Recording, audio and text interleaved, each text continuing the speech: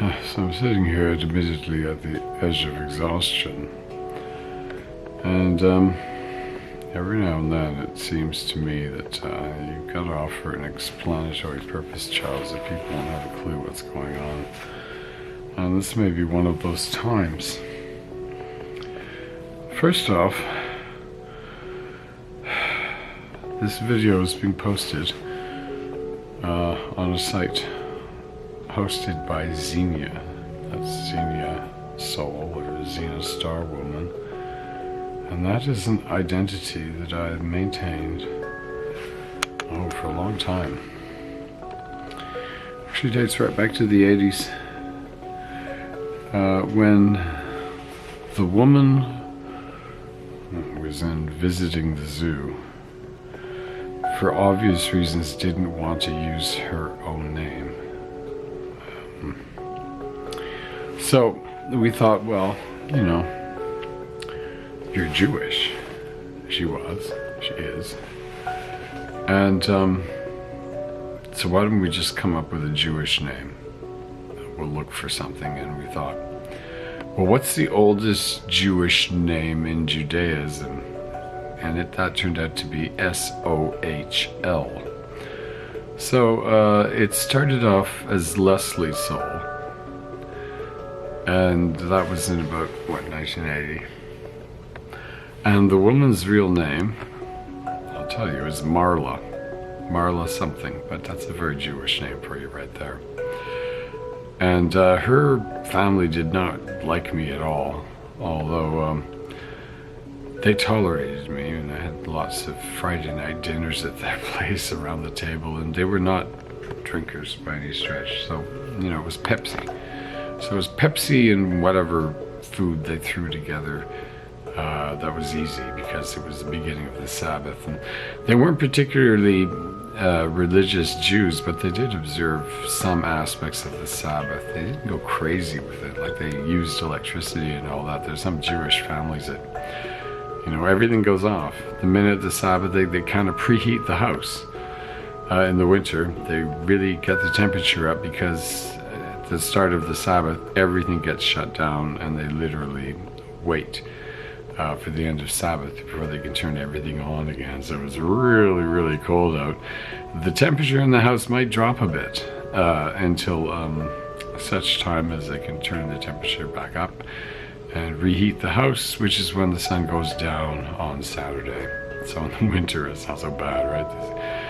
Although you've got a long night, right? From Friday, say at 4:30 p.m. All the way till Saturday at 4:30, thereabouts. A good stretch of 24 hours when you're unable to do anything in the house other than eat food that you've already prepared. Nothing, you can't cook anything. So that's pretty strict.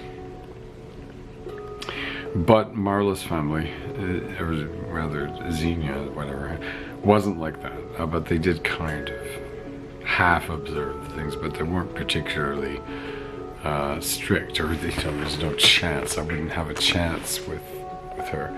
And there was a girl that I did date the previous year who was really lovely, and she was in the Hillel club, and I was in the outing club, right? Yep, I'm outed. But we were kind of had a special relationship with these Jewish women who were all part of the Hillel club, and one of them was particularly lovely, and I used to drive her home because she lived not far from me in town of Mount Royal, and I would, you know, okay, well, we would drive to my place first and sit in the car, the MGB, in our parking spot in the driveway, and smooch, as all we did was kiss, and then I'd drive her home and kiss her at the door and go home. So that was life. And I was pretty happy with that until her father said, you know, this relationship has got to stop. You can't pursue a relationship with my daughter anymore. You know, she's falling in love with you, and I can't have that. And so I respected that. I said, okay, I understand. And never really spoke to her again, just kind of acknowledged her and gradually faded off into that relationship faded off into the distance.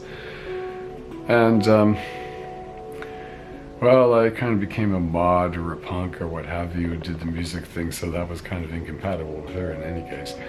That lifestyle was absolutely out of the question for this religious Jewish woman. So, there you go. My desire to marry into Judaism and have Jewish children. Well, why would I want to have such a thing? Well, for one thing, I'm looking to marry a Jewish woman because I want to marry that gene pool. I want that intelligence. I want an intelligence that is complementary to my own, and I want intelligent children. Now, I may be 62, and a lot of you are saying, well, why did you wait so long? Well, I was busy. I had a lot of work to do. But now, I'm being constantly reminded, you know, Charles, you've got to get on with the business of marriage. So I intend to. But it's going to be a Jewish woman, and I think I've made my choice, and you know who you are. Hi, Charlie. You're looking at yourself. Oh, well, not really, but it's a bit of an inside joke. But them's the breaks. You go with what you've got, and you fall in love with the one that you're with, and you say to yourself, you know, Charlotte there, she's been really sweet, she's been very loyal, and she's kind of, well, how should I put this? She's always on my case. Are you getting enough sleep? Are you eating enough? Yes, I'm getting enough sleep. I just don't need to sleep as much as others do. I'll sleep for maybe, I don't know, in this particular cycle, I'm looking at maybe 8 hours a week, roughly, and maybe that's 8 hours of solid sleep, and I'll get that in one cycle at one occasion, but you know, the rest of the time I'm catnapping and napping, and I'm just lying around. I can't really sleep, and so I'll doze for an hour or two and then get up and get back to work. You know, it's not exactly killing me.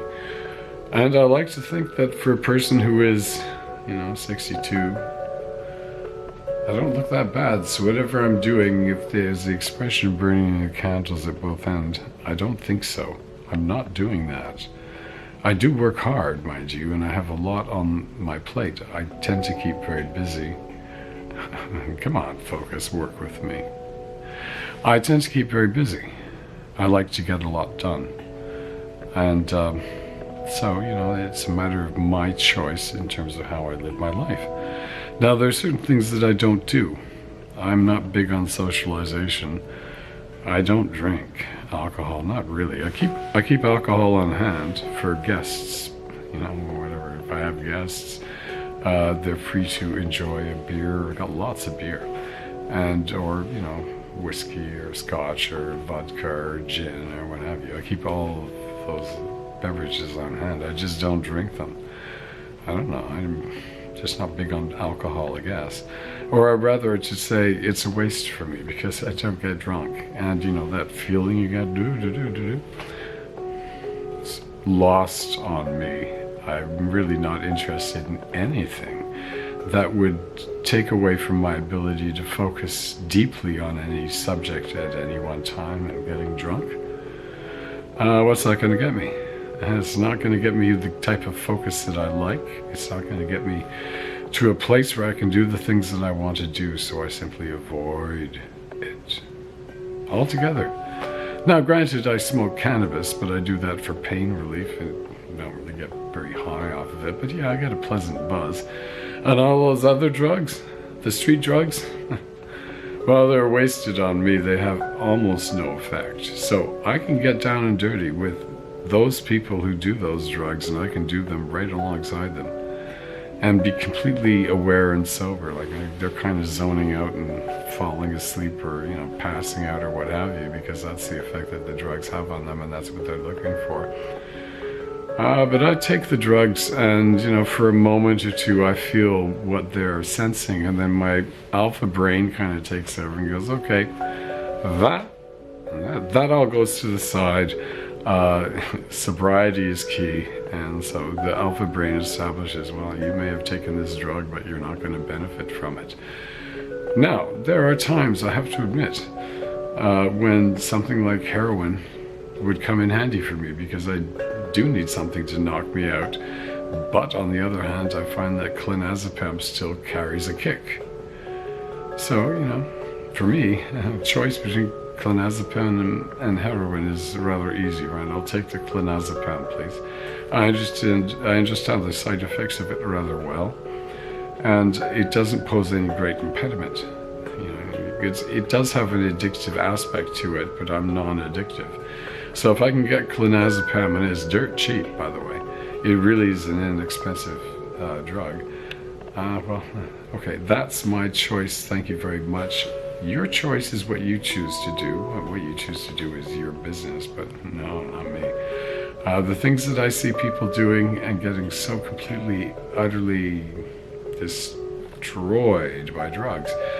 And, you know, it's summer and it's warm out, and they all come to do heroin in the park down the street, and the EMS comes along and picks them up, and I pick up the fragments of their life. I collect their stuff. Go through it, sort it, look for identification, but that generally is not included in the package. But if it were, at least it would be a point of departure. I could find a place to return things. Now let me relate a story to you. I was in one of those check cashing places for no good reason back about 10 months ago. And there was a woman there, and she was quite desperate, and she left all of her makeup kit. She just left it. And luckily it had all of her documentation in it as well, so it was easy. All I had to do was find out where she lived, put the whole thing in a box and mail it to her. Right, so she got it. She didn't know who returned it to her, but I figured, man, this person was a black woman, as I recall, and all of the makeup was the kind of stuff that a black woman would wear. And I said, man, this is a fortune worth of stuff, man. This woman must be utterly wrecked by the fact that it's gone, right? She left it behind. But I got it in the mail to her pretty fast, so you know, she would have had it within a day or so. Within Toronto, the mail is that fast. So, you know, she would have been distraught for a day, and then the package would have come to her. Little miracles. I like doing those sorts of things. I like helping people. I like putting my best foot forward, and sometimes I lose. This past week I helped someone, and I lost big time. I lost surprisingly a lot. But, you know, you just recover, and any problems that manifest, well, you take care of them. So that's how I responded, and ultimately it wasn't the end of the world for me. I adapted.